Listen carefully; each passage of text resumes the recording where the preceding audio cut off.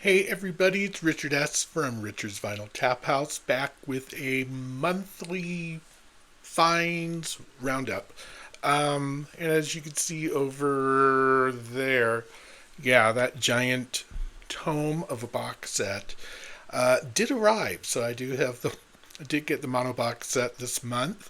If I don't sound too excited about it, it's because of the well already documented history of some of the issues with the box set. Yeah, the White Album has that entire flip back that's not sealed. So I got creative with a rather tight over sleeve to kind of slide it in, keep everything shut. Um, Here's the thing with the mono box for me. I'm happy to have it because it has the awesome book, which is amazing and well worth perusing, which I haven't really done too much of yet. I now have everything mono box related because I have the mono box. All of the mono Beatles releases are there. I'm happy to have that. I already had some of them because I bought individual ones the first time around. So yeah, I have doubles of some things, but a complete set of that otherwise, which is fine. So yeah, monobox, check. Glad to have it. Yes, it was pricey. I did reach out to the Beatles store and say, hey, what do you guys could do about this, or have you a game plan? They got back to me pretty quickly, and I received a partial refund of the price of the part of the whole box set, which was great. I'm not complaining too loudly. I saved a few bucks, which is good. That being said, July was a busy month. A lot of things came out, and I picked up a lot of other things. But I have to start with the amazing new Gary Numan live from Wembley called A Perfect Circle Live from 2022. This was done just after the release of Intruder had come out. Why is it called A Perfect Circle? In 1983-ish, Numan did a retirement show at Wembley. He was done with touring. He was like, nope, I'm done. I'm not doing this. I don't think he was, enamored with the way he was being treated by the media and other factions. So, yeah, he called it quits. But continued releasing albums and, of course, did continue touring. This was the perfect circle because about 40 some years later, he was able to do a big retrospective tour back at Wembley, or a show back at Wembley, just to kind of say, look, I made it, I'm back, and I can do Wembley and make a go of it. It is a massive 3 album box, not box, but a treasure trove of songs.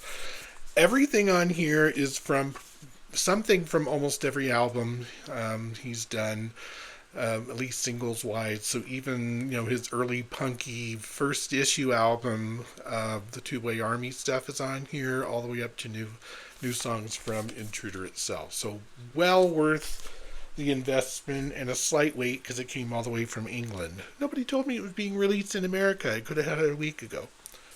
Whatever. Last month I showed you the CD version of Shaq's HMS Fable.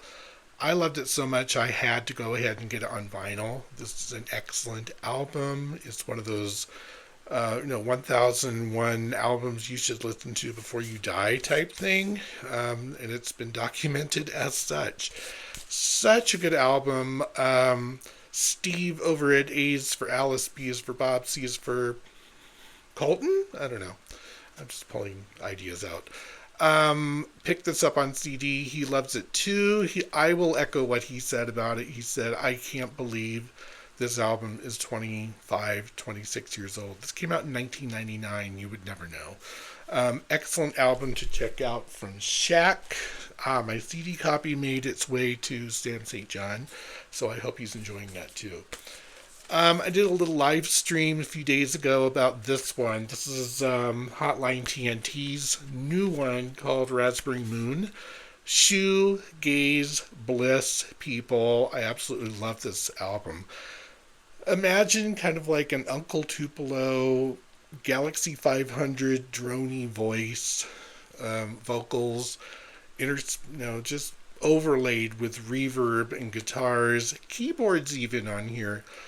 This is thunderous. It is wonderful. I absolutely love this album. I'm going to be playing it a lot. They just did a KEXP thing on YouTube that you could definitely check out. They're coming to Denver in September at a very small venue that I really don't mind going to because it's not one of those, crowded up the yin yang things. So I might be going to see them in September. I'm excited. The vinyl meetup that I had in July with Steve Carlson, Michael Thies, and Concert Buddy was there too. So we had a great time I was only at the TwistAndShout part, but I picked up a number of things over the month that were kind of, from the places that they went to. I picked up Wax Tracks a few weeks before that meetup. This is a group called The Bible. They're out of, I think they're in Manchester area, North England anyway. Kind of, art house synth? I don't know. What do you call this? I'm not sure. It's really good. This is their highest charting album called Eureka. So I picked that up. During that meetup, I did pick up this Besnard Lakes album called And the Last of the Great Thunderstorm Warnings. This is a beautiful album. They're out of Canada. Very lush soundscape type of music. Ethereal vocals, beautiful harmonies. It's just a gorgeous album. And I also found this on CD, picked it up because it was only $5, and I figured, why not give this a try? This is actually better than this one, in my opinion. This is the Besnard Lakes Are the Dark Horse. Yes, Are the Dark Horse. And I have this one coming to me on vinyl. I believe it's arriving today. Probably should have waited to do this video, but hey, I'm excited to show you this stuff. Another album I found during the meetup, I'm a sucker for Peel Sessions, and I found a good one. This is in Spiral Carpets Peel Session from, is there a year on here? Oh, of course not. That would make life too easy, wouldn't it? Anyway, Peel Session for generally 80s. 4 songs from, I want to say they're mid-years. Some of these songs might be off their live album. Out of Time, Directing Traffic, Keep the Circle Around, and Give Me Shelter. Great stuff. I've always loved that Manchester scene of groups like Spiral Carpets and Happy Mondays and all of those. This was right up my street. Had to have it. And it was all of $9.99. Why not? Another one I picked up, Steve Carlson saw this and went, "Whoa, you found that?" So yes, I did. The Doctor's Children, King Buffalo. I believe I heard about somebody talking on their YouTube channel about this album, or read up about it on a blog or something. It sounded interesting. I remember streaming this a while ago and going, this is interesting. It's pretty much Americana tinged guitar rock. That's the only way I could put it. They came out, they're from the north of England too, I believe, and they came out around that Manchester scene, and they were like, yeah, we're not doing that. We're just going to do a straight up rock album. And this is good stuff. It's definitely worth hunting down. Also excited about this new release. This is a shoegaze band called Whirr. This is their new album, which title escapes. Raw Blue. Thank you. It's the first track. This actually got recorded last year. I want to say I've had the download of it since I pre-ordered it many months ago, and it finally got its vinyl release just a few weeks ago. So this is a limited edition. This one's only 500. I have number 28. There were a couple of vinyl variants on this one. Dark shoegaze. They're kind of along the lines of groups like Dive. But yep, basic black vinyl, kind of, slow drone shoegaze, but I've been into Whirr for many, many, many, many years, despite some of the controversy has gone down with this band. They are impressive. If you like groups like Nothing, you will love Whirr. Might be a little tricky finding that one because I think it's sold out. They really did a limited run. Interesting story behind this one. So this is a Record Store Day issue that came out this year, and I was just like, yeah, I'm not paying $27 to $30 for two songs, even though it's Geddy Lee, and I love Geddy Lee. I love his solo album, My Favorite Headache. This is some outtakes, some lost demos. Two songs on here. One's called Gone and I Am You Are, which are absolutely gorgeous. Um, Off of that, no, those same sessions. Found this online, put in an offer, and it was accepted. So I have a nice brand new copy, and I was very happy to receive this. I don't think it's done anything amazing as far as vinyl goes, but yeah, gorgeous label. So, Geddy Lee. I'm never saying no to a Geddy Lee. Things are falling over. A couple of other, these next three I found on the trip to Wax Tracks about beginning of the month. Love Golden Palominos. Golden Palominos are an Anton Fear, who's a drummer, who kind of put together sessions. At first, I think it was with his own band, and then, went from there. I can't remember if it's the second one or the first one. It's called OAO.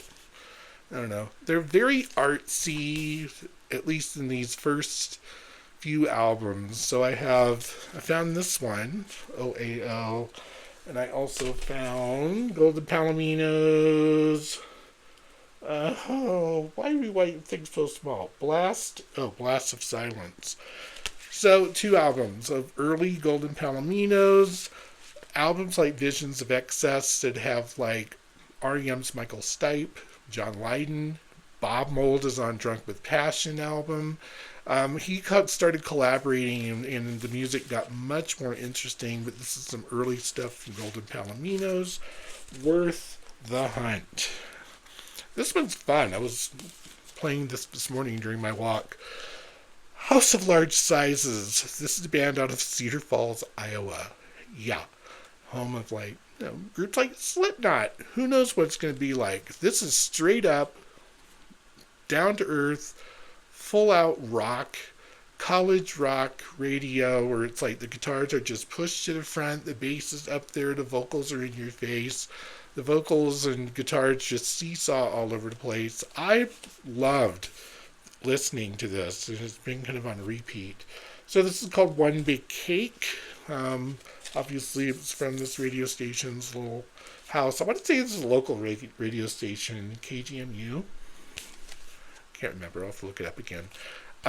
Well worth hunting down. They have another album that this is how I remembered this band when I saw this in the stacks. I went, is that the House of Large Sizes that, a friend of mine was into college radio DJing once in a while, and we played it one night over the air, and I was like, wow, this is really good. Kind of forgot about it, but came back to it recently.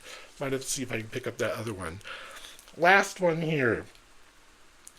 It was a month ago, I was on a live stream with Chris Mann over at the Vinyl Man, talking about albums we wish we were out on vinyl that were only on CD. And I mentioned Menace Beach by Rat World, which came out like 2015, I think. And within days, he sent me a link. It's like, hey, I found it on Amazon. I was like, you what? So lo and behold, found Rat World Menace Beach. This is a fun album. I just remember this made probably my top 5 for 2015.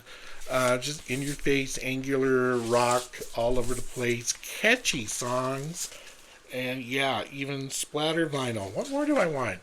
So yeah, if I can find a brand new copy for like $20, I'm like, sure, I'll take that, because this has been on high rotation. So that is everything that's shown up so far. Like I said, I have a couple of things that are coming in probably today, and then, oh my word, the number of pre-orders I have coming in the next month or so. Whatever. So be it. Probably talk more about recent finds. I'm going to join Chris Mann with his Sunday live stream over at the Vinyl Man. I will link his channel in the description, and a couple of other little goodies you might want to check out. See if I can link that KEXP Hotline TNT show too. All right, take care. Have a great August. It is August 1st today. I'm gonna go, fiddle around more with this and put a bunch of records away. Okay. Have a great day. Have a great weekend. Talk to y'all soon. Okay. Bye.